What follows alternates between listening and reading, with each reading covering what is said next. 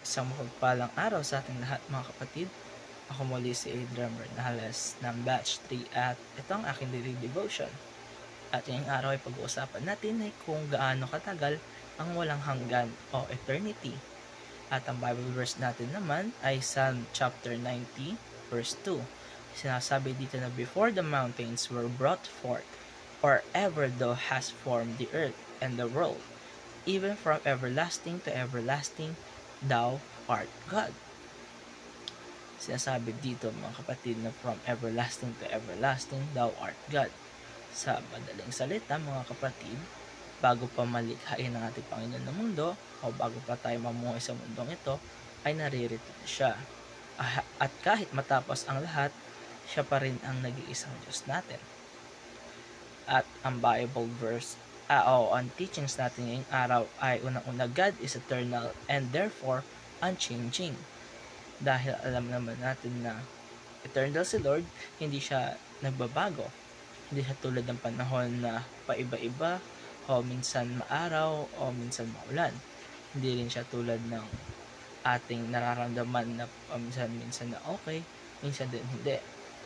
Si God ay constant. Siya yung Diyos natin mula noon hanggang ngayon at magpakailan pa man.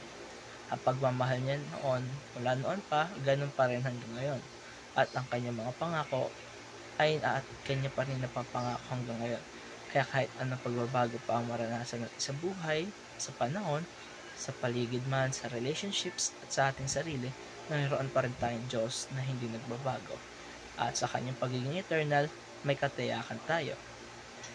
Kaya mga kapatid, we can hold on to Him because He is the same God forever.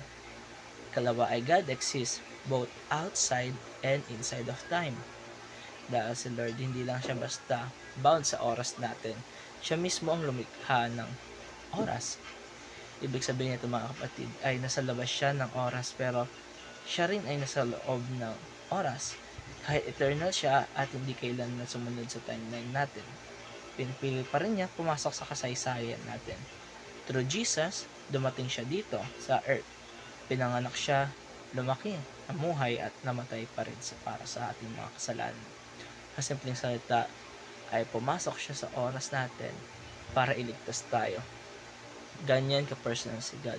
Hindi lang siya Diyos sa malayo, bagko siya ay gusto niyang makasama tayo, makilala tayo at ilagtas tayo. Kaya kahit hindi natin fully na mahawakan ang eternity, tayo ay dapat magtiwala sa ating Panginoon na may hawak sa oras na ito.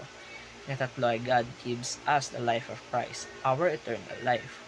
Dahil eternal si God, eternal din ang ating buhay na ibinibigay sa Kanya. Hindi lang ito basta buhay na mahaba, kundi buhay na may kabuluhan. Kaya kapag tinanggap natin si Jesus bilang ating tagapagligtas, hindi lang tayo na lilinis sa kasalanan, binibigyan din niya tayo ng eternal life. Yun yung uri ng buhay na hindi napuputol, hindi nawawala at hindi nauubos. So, ibig sabihin nito, kahit matapos ang buhay natin dito sa lupa, ay may panibagong tayong buhay o simula na kasama siya. Walang hanggan, puno ng kapayapaan at nasa presensya ng ating Panginoon. At kung iniisip natin na gaano nga ba katagal ang walang hanggan, ang pinakasagot dito ay kasing tagal ng pagmamahal ng Diyos sa atin. At dito tatapos ang aking daily devotion mga kapatid. Maraming salamat sa panonood.